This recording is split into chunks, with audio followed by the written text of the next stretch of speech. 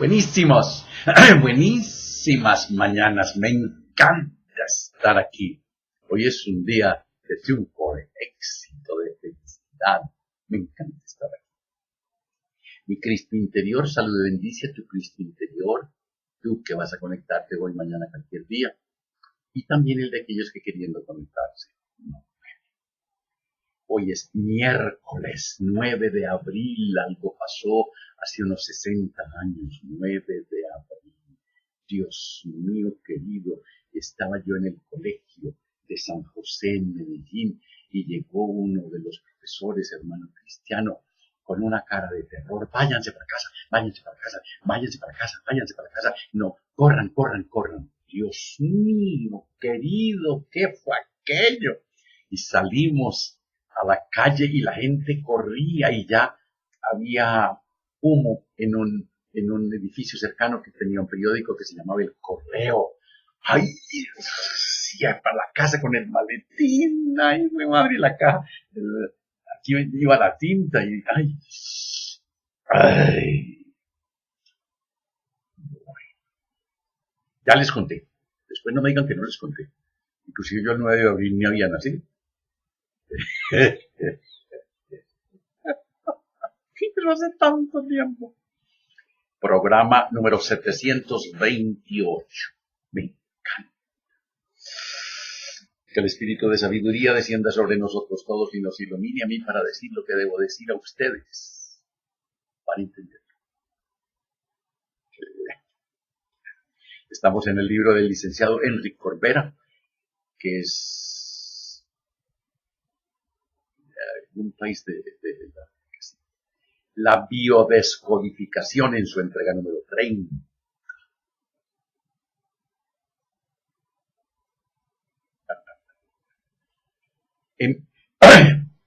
En biodescodificación hemos añadido, en biodescodificación hemos añadido lo que conocemos como conflicto estructural, que habla de la estructura de la persona, de su cuerpo y de la estructura de su red sináptica, cerebro. Esta estructura tiene muchas posibilidades de no moverse mucho, pero lo que ha ocurrido en la historia, en las circunstancias, se ha inscrito y no hay motivo para que se borre. El riesgo sería si, por ejemplo, imagináramos una casa que tiene una estructura metálica. Si destruimos la base de esa estructura metálica, la casa se va a caer.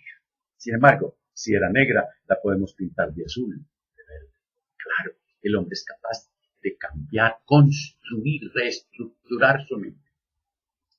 La evocación del acontecimiento siempre será posible, pero la evocación emocional va a ser transformada y será diferente. Es el resentir que hemos tenido sobre un acontecimiento que vamos a poder trabajar. Esto es lo que explica que va a poder continuar un seguimiento profundo de nuestra sinapsis. Me encanta esa palabra.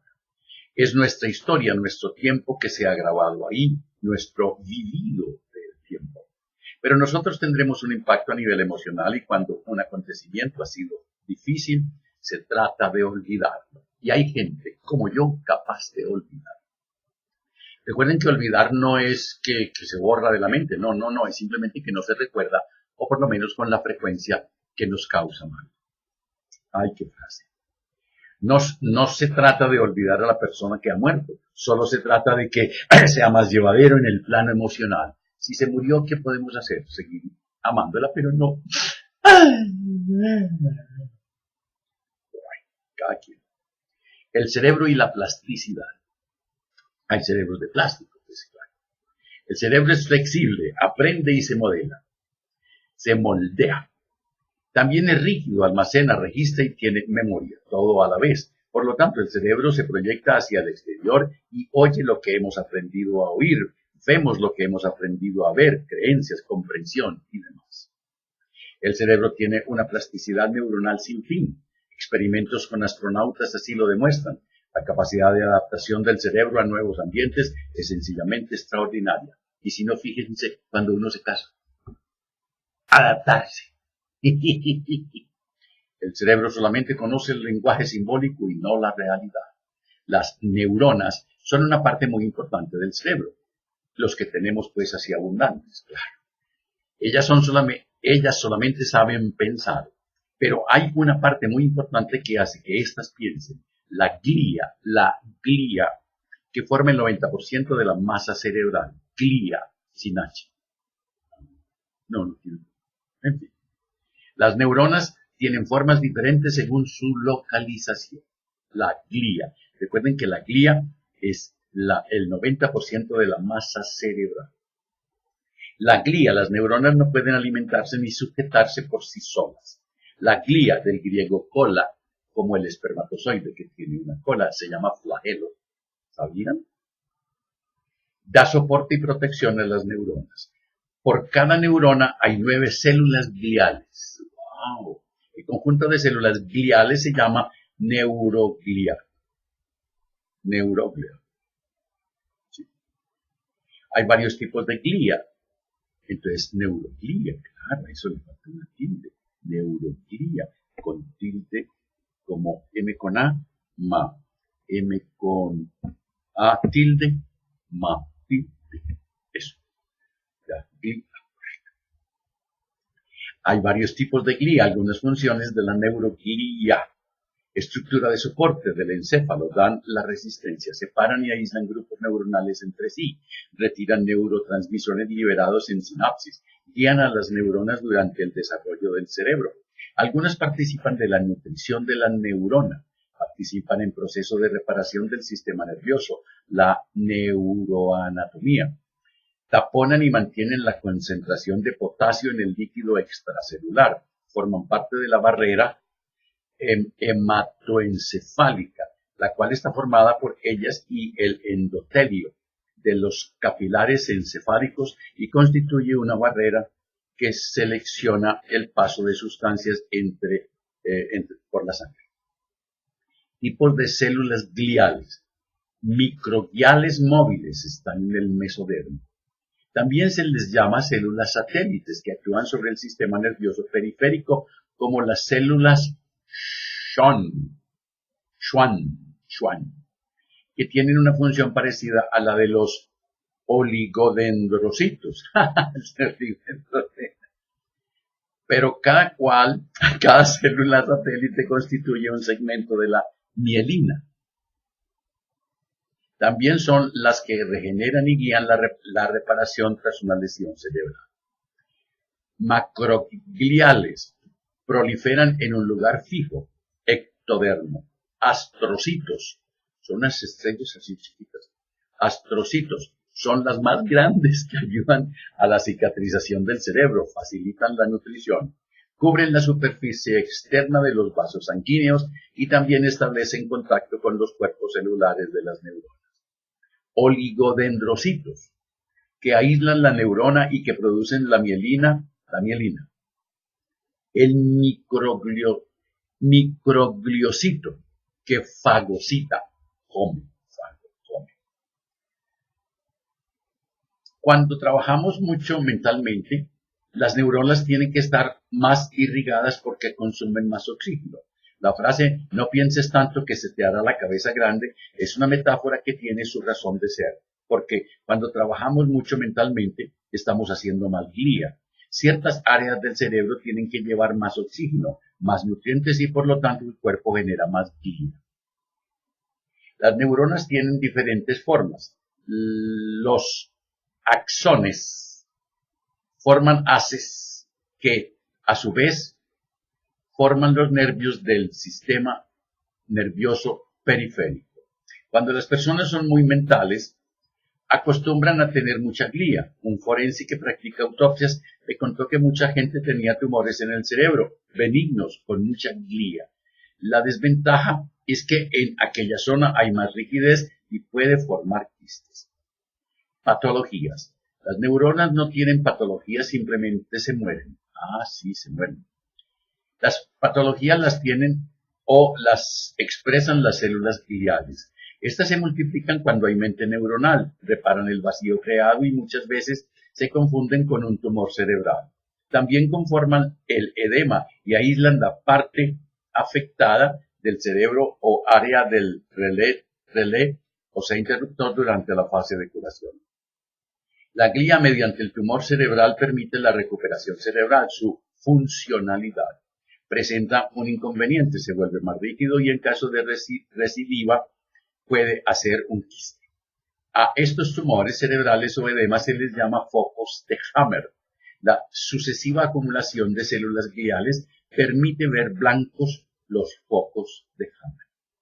Es lo que conocemos como relé o interruptor, cuando hay un conflicto o hay un edema o hace un quiste o hace un tumor en el interruptor.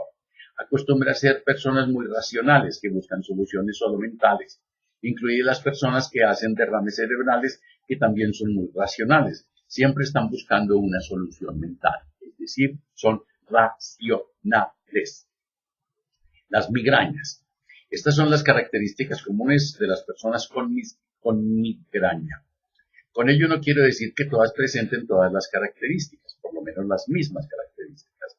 Hay una pregunta que dice, ¿quién y cuándo se puede encontrar una solución mental? ¿Qué hace una persona con migraña? Interesante. Esta pregunta ni se la plantea, le sigue dando vueltas a la cabeza. Son exigentes, rígidas, no se conforman con nada. No hay cosa más peor que una persona racional. No hay. Personas cerebrales, intelectuales, muy mentales, personas apasionadas que no saben detenerse. Su resentir es debo buscar una solución mental. Persona perfeccionista, exigente, quiere siempre superarse. Nunca tienen bastante con la solución adoptada. Siempre están preguntando por qué, dónde estaba, con quién, qué le hizo, qué le cogió, dónde lo besó.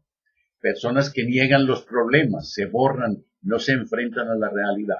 Los conflictos pueden ser largos, duran años y pueden terminar en un tumor.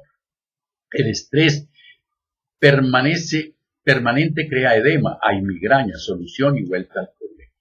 Personas que pueden tener conflictos existenciales, sentimientos de vacío, de no pertenencia, conflicto del riñón. Esto hace que se detengan los líquidos. Dos tipos de migrañas. De estrés, no se calman con nada. Conflicto de supercontrol y no toman decisiones. Son frecuentes en pacientes que padecen fibromialgia. El sentido biológico es que, en cierta manera, el cerebro no tiene paz. Pulsátiles. De fin de semana en vagotonía. En la reparación no hay que beber, descansar, luz tenue, no calor. Buscar la solución, problema que la persona está a punto de solucionar antes de la migraña. Una manera de biodescodificar la migraña es ir a antes de la migraña. ¿A qué le estaba dando vueltas?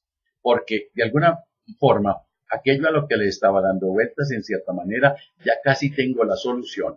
La diferencia fundamental entre una migraña de estrés y una vagotonía es que en la migraña vagotónica la persona ya tiene la solución, aunque no la haya aplicado. Y en la persona en estrés nunca tiene ni toma decisiones. Es como si supiera lo que tiene que hacer, pero nalgas. Perdón, no lo hace. Una de las características de quien padece migraña es que no se da descanso, no se concede descanso. Tuve un caso de una paciente con múltiples tumores cerebrales, el más grande de 3 centímetros, el más pequeño de 4 milímetros. Vino con un 4 milímetros, si dice milímetros no necesita la unidad de centímetro, 0, centímetros. Vino con un cáncer ductal de mama derecha, un cáncer de esternón, un cáncer de pulmón y un cáncer de cresta hílica. ¿Dónde cara eso? Sanamos emocionalmente cada uno y se produjo la fase curativa, la fase vagotónica. Tuvo un ataque importante de epilepsia, ingresó y pensaron que tenía una metástasis en el cerebro, pero todo estaba bien. Tenía un grave problema de desvalorización con respecto a su marido. Se le hizo un TAC cerebral y se comprobó que se habían resuelto casi todos los conflictos. La noción de migraña se instala en un tejido de origen ectodérmico. Todo el sistema nervioso es de origen ectodérmico y vas a ver que van a pasar muchas cosas vinculadas a con otras parejas. Pero lo que ocurre es que cuando este tejido está enfermo y sufre migrañas, el conflicto va a estar en relación con estar en comunicación intercambiar, es decir, comprender. Precisamente en el fenómeno de la migraña va a intervenir otro elemento, porque ya se ha dicho antes, no son las neuronas que están enfermas, es a nivel de la glía, y la glía no existiría si no estuviera nutrida por los vasos sanguíneos. En el cerebro la presión es muy frágil. Cuando necesitamos reflexionar, encontrar una solución, porque es vital, entonces va a fluir la sangre a nivel de las células gliales. Esto va a implicar una vasodilatación de estas pequeñas arteriolas, que llevan, me gusta esa palabra, que llevan la sangre a las células gliales, y la migraña de estrés está aquí, en la diferencia de presión. Cuando es diagnóstica una migraña oftálmica, quiere decir que esta migraña está relacionada con la actividad visual. ¿Cuál es el conflicto alrededor de ver? O bien, no puedo ver algo que necesito ver, lo cual puede estar más en un plano simbólico. Podría tomar el significado de comprender, o yo veo cosas, comprendo cosas que no quiero ver, que no quiero comprender. Enfermedad de Horton, un síndrome de cefaleas caracterizado por la inflamación de la arteria temporal y otras arterias craneales. Las manifestaciones sistémicas incluyen anorexia, insomnio, pérdida de peso y fiebre. Cuando el proceso se extiende a la arteria oftálmica, puede sobrevenir ceguera. Se produce en la tercera edad, rara vez antes de los 55, o sea que a mí todavía no me da. La biodescodificación de la enfermedad de Horton es miedo a la locura. Las enfermedades que están vinculadas al tálamo representan un conflicto terrible de juicio. Yo me juzgo mal a mí mismo o me siento mal juzgado. Esto se junta con un conflicto de desvalorización global de la personalidad. ¿Qué piensa la gente de mí? Esta persona puede pensar que no tiene derecho a equivocarse. Patologías del cerebro. Por lo general, las enfermedades del cerebro, las más importantes, son los tumores cerebrales.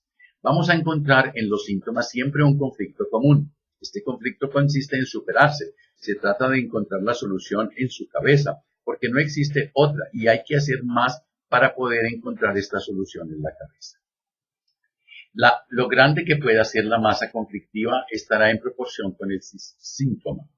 La idea que gira en torno al tumor cerebral es encontrar en mi cabeza una solución más allá de mis posibilidades intelectuales habituales. El tejido de soporte que está afectado, que es la glía con frecuencia, y podríamos expresar el conflicto de la forma siguiente: necesito un soporte para encontrar una solución intelectual satisfactoria. En todas las enfermedades del cerebro acompañadas de un exceso de edema, es fundamental encontrar un conflicto activo de los colectores del riñón, porque la persona resuelve su conflicto a nivel cerebral en relación con el agua que está reteniendo. Cuando hay tumores con mucho edema, pero también hay migrañas repetitivas, es interesante verificar el conflicto bloqueante, que puede ser el conflicto de derrumbamiento. Un pequeño paréntesis. Durante mucho tiempo los biólogos y los médicos se han preguntado qué función tienen los ventrículos que hay en el interior del cerebro, porque de hecho estos ventrículos son pequeñas cavidades vacías. Sobre todo los brutos deben estar llenos. Aquí la biodescodificación puede dar una respuesta, y es que naturalmente es a nivel del cerebro que se resuelven los conflictos, las enfermedades. Y si no existieran estos ventrículos que permiten que existan estos edemas, el cerebro explotaría, ya que está encerrado en la caja craneal. Se podría decir que la naturaleza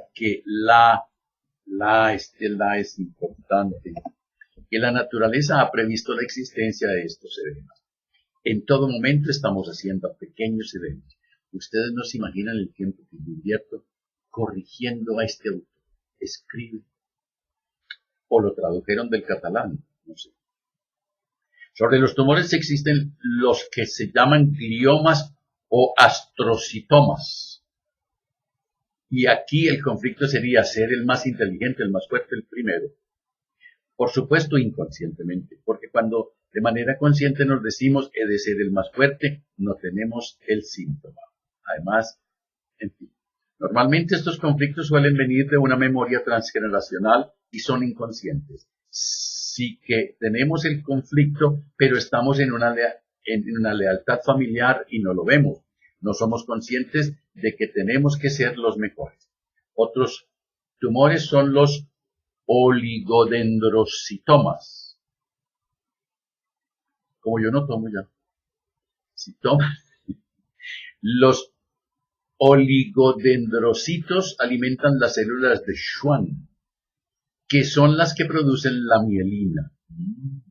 Lo que hacen es envolver la célula. Se ha observado que las personas que tienen este tipo de tumor son personas que quieren siempre ocuparse de los demás, de ayudar, proteger a los demás, serviles, no serviciales, serviles. Esta persona también podría tener un cáncer de pecho, pero la diferencia es que lo va a vivir como que tiene que encontrar una solución al conflicto del otro con el cerebro. Otro síntoma es la epilepsia.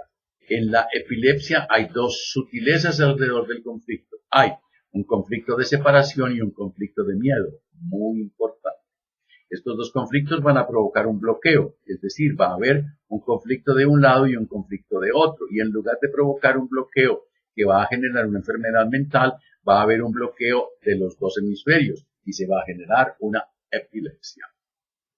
Hay una cierta forma de espasmofilia que no se parece a la epilepsia, y también estamos en un conflicto de separación y uno de miedo. Debería haber una masa de reparación diferente a nivel del conflicto. La enfermedad de Alzheimer. Alzheimer, ¿qué importa?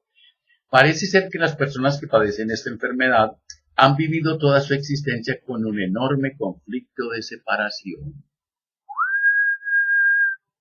Y pensándolo bien, otros autores han hablado bastante de esto, y para él este conflicto de separación se vive bajo una doble contradicción.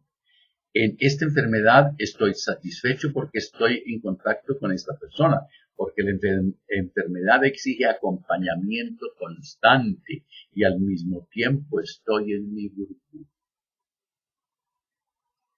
¿Oyeron? ¡Wow! Es muy difícil acompañar a una persona que padece Alzheimer porque está en el límite de la enfermedad mental. Pienso que la dificultad terapéutica es que la persona está muy alejada de su inconsciente. Meningitis. Las meninges son el envoltorio que protege el cerebro. Son de origen mesodérmico antiguo, o sea que los conflictos están relacionados con la función de protección. Alrededor de la meningitis, el conflicto es: tengo miedo por mi cabeza y tengo miedo por lo que se encuentra en el interior de él.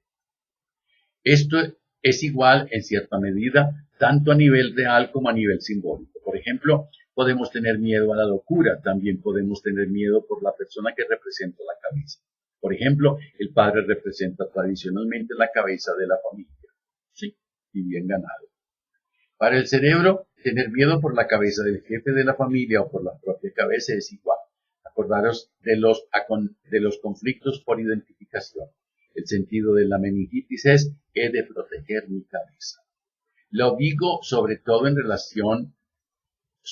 con relación a los niños que padecen meningitis. Quizás ellos no están en contacto en pensar que tienen miedo por su cabeza, pero sí que puede estar en relación con tener miedo por el papá, la cabeza de la familia. Qué interesante. Hay pequeñas diferencias a nivel de la biodescodificación. Si una meningitis es vírica o bacteriana. Esto lo veremos por el lenguaje que utiliza la persona. La enfermedad no es causada por un virus o una bacteria, pero el virus o la bacteria sí llegan en el momento de reparación. La bacteria tiene la función de restaurar, de limpiar. Es energía que llega. Y el virus lo que va a hacer es modificar la información dentro de la célula. La enfermedad de Parkinson. Yo no sé qué es eso.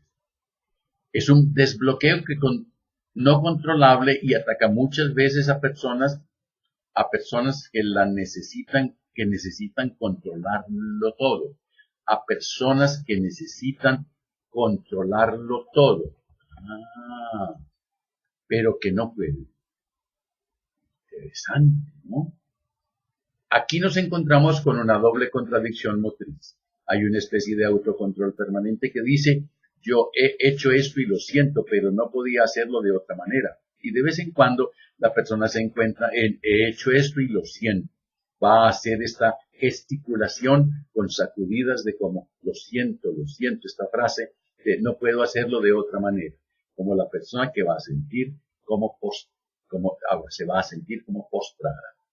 A veces estas personas pueden tener el conflicto que ha sido rechazadas y durante toda su vida van a tener gestos conforme les pide su entorno, pero nunca están en contacto con ellos mismos. Pueden verbalizar, por ejemplo, no quiero ir hasta el final de lo que me están imponiendo, pero es la doble contradicción.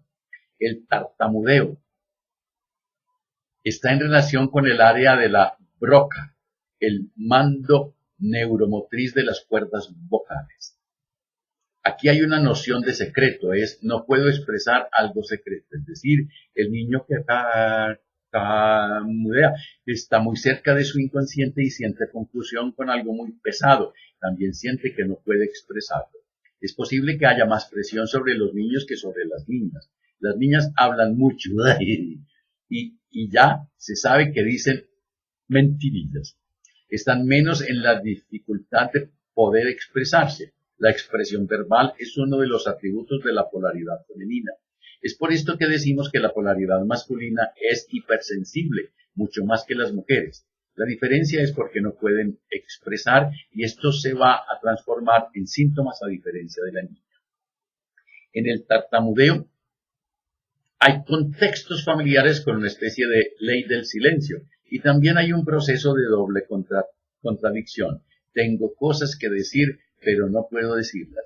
Observen cómo habla el presidente del Senado, el señor Cristo. Casi siempre tiene los ojos bajitos, la mirada hacia abajo.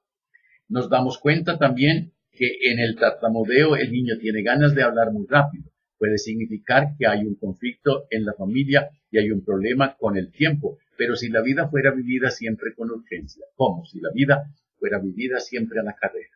Es decir, produce dos ritmos que están desfasados, el ritmo del niño y el ritmo de la familia. La hemiplegia es la manifestación de un accidente vascular cerebral.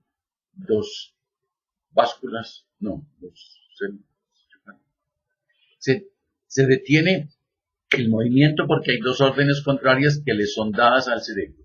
No tengo suficiente fuerza en los músculos para luchar, para resistir a lo que me están imponiendo, para impedir que el otro actúe sobre mí o para medir un desplazamiento. La hemiplegia viene con frecuencia después de una capitulación. ¿Cómo les quedó el ojo? A mí me parece tan enriquecedor este autor, este libro, tan enriquecedor. Desconozco muchos términos en hemiplegia, pero ahora que lo leo y que este hombre dice y da las razones para uno desarrollar la hemiplegia, ¿cuántos hemos visto a la abuelita, al papá, a la mamá, a un hermano? Wow, me encanta. Cuando te abrazas, cuando te quieres, cuando te amas, la vida te abraza, la vida te quiere, la vida. Mañana jueves, otro capítulo de la biodescodificación, el 31. Que la prosperidad, la armonía, la salud, la sabiduría y el amor sean con ustedes y sus familias, conmigo y mi familia. Hagan un balance. ¿Cuándo? Si algo encuentran mal puesto, perdonen, amen, agradezcan. Y si es contigo, perdónate, ámate, agradece. Me encanta, este programa ha sido enriquecedor. Y no se les olvide reír. Por nada, pero por nada.